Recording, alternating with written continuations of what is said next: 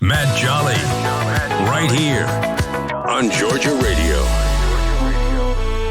Well, you know me, it's always great when someone stops by that you've never met. I've never met this guy, but I can tell we're going to be fast friends.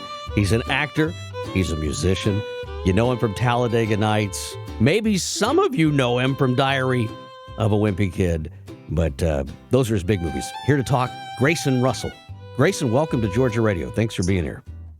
Thank you, my friend. I appreciate it very much. You have been in so much more, too, and I just want to get this in here because there is a lot that you have done since Diary of a Wimpy Kid and Talladega Nights, including a new record, a new single that is out, Beneath the Bow, which I've listened to, and man, does it give me chills. I mean, you can just, am I wrong? Maybe I'm thinking of it, but it reminds me of the Titanic. Is that what I'm hearing? Yes, sir. In the lyrics. Sir. I had an earlier call today that were like, man, it sounds like a record of Edmund Fitzgerald. It sounds like Gordon Lightfoot. And I was like, I will take that all day long. Yeah. But the Titanic line in there is what kind of drove me with it, and it just the best they've ever built, and it's so much in that song. But I get it. I mean, this is a tribute to the American worker, the folks that are out there swinging that hammer every single day, or in this case, shoveling coal into the ship to keep it going. Sir. Yes, sir. I mean, like I said, most people know me as an actor, but the cover of Beneath the Bow was when I worked at a paper mill on a scaffold about 140 feet up in the air over in Chattanooga, Tennessee. So that's been just as much of my life has been beneath the bow as it has been on the party deck. Yeah, and it's been trying to make those make those two worlds listen to each other. I worked on a shrimp boat for a while. And I got to tell you, some of the finest memories are waking up going, all we got to do tonight is catch some shrimp. All you got to do tonight is catch some shrimp. You know, and it's a whole lot less complicated than being in the media business or being an actor or being a singer. Do you look back on those times when you were in Chattanooga? I mean, it probably didn't smell that great at the paper mill. No, it was a paper mill. It smelled god awful. Yeah, but do you look back on those with fond memories, or is it, I'm pretty glad I'm doing what I'm doing? No, I absolutely look back at it with fond memories. I mean, those are some of the sweetest people that I've ever met in my life. I'm glad. I was in the best physical shape I'd ever been. I miss that part of it because I can't stand working out, but I don't mind working out while I'm working on something. Yeah. There's a difference in there between working out and that, like, we live on a farm, and in fact, our studio's in a barn.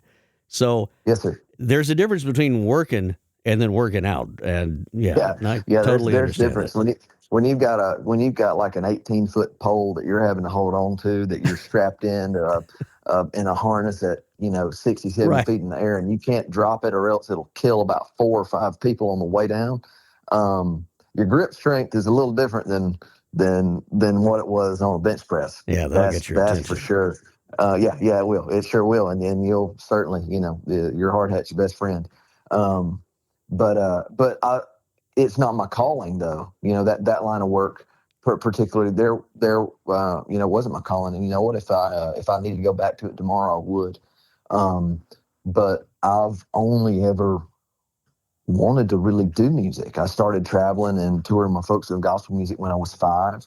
Talladega Nights was an open call in the newspaper because Daddy had a tournament. He had to go fish, and me and Mama were bored. I had no intention of becoming an actor. I thought I was going to be a peach farmer and architect like the rest of my family.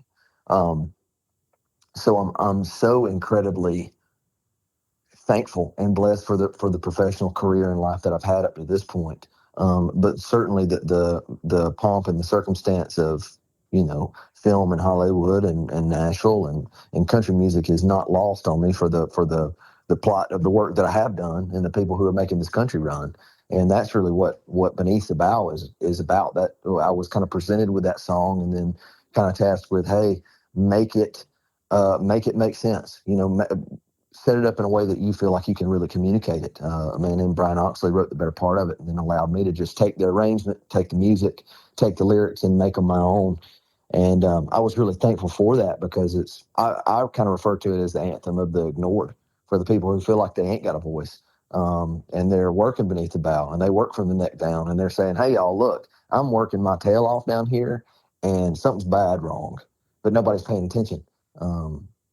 Too busy caught up in Hollywood or Nashville or wherever else that's trivial in the grand scheme of growing food for us to eat, or putting roofs over people's houses, or putting pipes in the ground so that the roads don't flood, or keeping your cars running so that you can go somewhere and have the ability to work somewhere off. Amen. Well, you said it right. Keep the internet running. Yeah. Yes, sir. Well, you Yes, said sir. it right though about that was not your calling, but it's so Yes, great sir. that the Lord allowed you to see that and to kind of Absolutely. grab hold of that with a deep appreciation. The song is out right now, Beneath the Bow. It's on YouTube. It's on a number of different streaming platforms. But go download it and help him out. Show him some love and appreciation for what he's put forth there. I have to say, and I don't know if anybody else will pick up on this, but the song, when I started listening to it, it grabs you and it brings you in. It's not really in a genre per se, but it is a beautiful piece of art. And one of the things that after listening to it, I kind of sat back and I'm like, what is this emotion that I'm feeling, or what is it? I try to relate it to something else that's out there, because when you're listening to this, if it's on the podcast, they're not going to hear the song, but if they're listening on the live stream, we'll play it right after this. But it sort of took me back to hearing The Sound of Silence for the first time. That sort of eerie, I don't know, it's sort of reminiscent of, am I listening to a ghost? Who am I listening to? Where is this coming from? Really, really cool song. So go listen to it and download it and have it on your phone, because Grayson, you hit this one right out of the park, and I'm looking forward to hearing more. Born in Alabama. Yes, sir. Did I read that correctly? Real quick here? Yes, sir. Okay. Clanton, Alabama. Yes, sir. Population like 9,000 and some change, maybe. 8,099 after you left, huh? Yeah, So, 8,099. yeah, Yeah, I'm right. related to a quarter of them. Yeah, right. Well, I mean, do you get back home much, or where is home now these days? Where do you call Yes, sir. home? Yes, sir. So I live in Nashville. I live just off of Broadway, so I'm about 15 minutes from anywhere, which is great. But yeah, I get home as often as I can, which is rarer now for sure. Yeah. But I'm looking forward to going home for the holidays next week and hanging out with my family. It's funny because when you come from somewhere that small. I mean, I graduated high school with the kids I went to preschool with, and my teachers either taught my mom, went to school with my mom, or went to school with my grandma. So it's an incredibly small town, and so it's home, and it's precious, and there's no place like home. What did they think of Talladega Nights? Well, I think my saving grace with any of the films that I've done, any of them that I've done, is that nobody at home thought it was cool. Right. No, nobody at home. It was, and of course, it kind of made me mad a little bit, because I was like, I just did a trilogy, and somehow this dude's cooler because he hit a home run last week. Right. There's like, no crap. sign. Hometown of Grayson Russell doesn't, but the guy that hits the home run, they all know him. But Yeah. the guy that hits it. But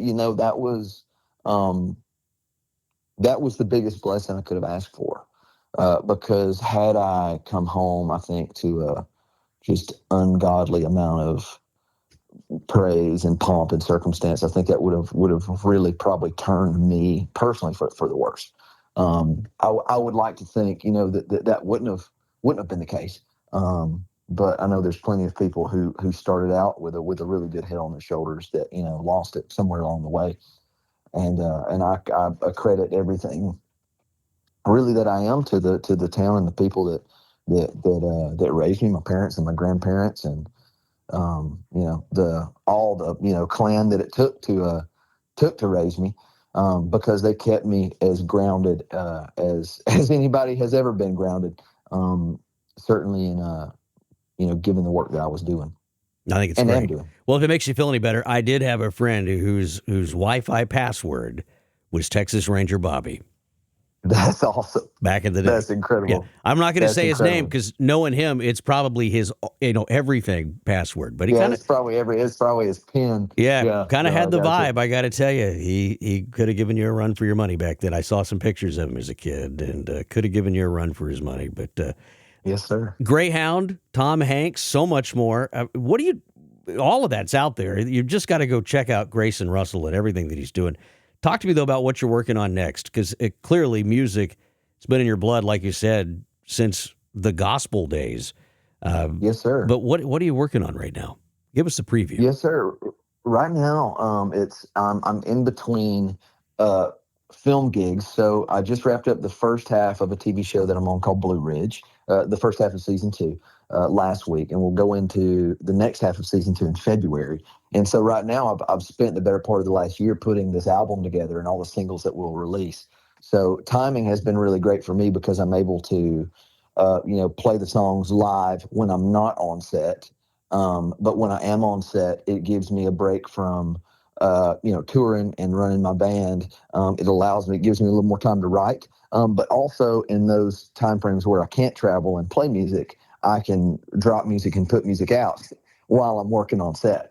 And so it's been a really great schedule for me to be able to, bust my tail on the music side for 5-6 months and then take a 2-month break off to do a TV show, and while I'm doing that, drop new material to come back and play when I come off of it. So it's been a really so far a really productive and more or less healthy cycle. So it's going to be dropping music and playing Dwayne as Dixon. much music as I can. Playing Dwayne Dixon. There you go. Playing Dwayne Dixon. Yes, sir. Yeah. Dwayne is the village idiot of Blue Ridge in the TV show. And well, that's all right. It's on INSP, formerly INSP. Inspiration Network, as my grandmother would have said. Sir. Yeah. Yes, sir. Love those Westerns they have on there. I mean, one of my good friends is a Western writer, writes a lot of Westerns. And I keep telling him, like, they got to get them on there.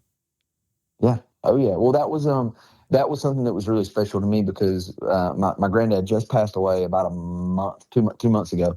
But he more or less raised me. I spent more time with him than anybody else, probably the first 18 years of my life. And he always had Westerns on nonstop. And I wanted to get to do a Western, while he was still around, and I didn't get to. But what I did get to do was while I'm in the studio working on Blue Ridge at the, Inspiration Network's headquarters, they have, the TVs up of what's playing on Inspiration. And so just, what's playing on the TV on that channel at that point in time. And so it was really special for me to get to do the show because I knew that I'm on a network right now and I'm looking up at a TV that's playing arguably exactly what my granddad is sitting in a recliner watching right now. And, in a month or so after the first season or, whenever the first season came out, he didn't even have to change the channel. We got to come on right after John Wayne. And even though it wasn't horses and cows and cowboys, it was still at a medium that was really, really special for me. Well, I love it. Just to be a part of. Yes, sir. And I hope this song takes off, and I hope your music career is everything that you're praying for it to be. And congratulations, on season 2 of Blue Ridge on INSP.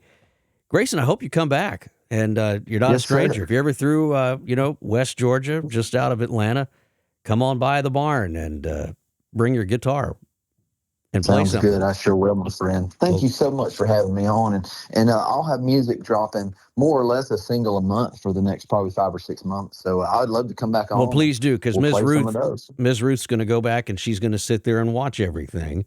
And she's going to be so excited when you do come back on because she'll know who you are. And she probably already does know. She watches a lot of INSP. So, yes, sir. All right. Well, I appreciate it. Thanks again, Thank Grayson. You so much for having me. Grayson Russell, everyone. Matt Jolly, right here on Georgia Radio.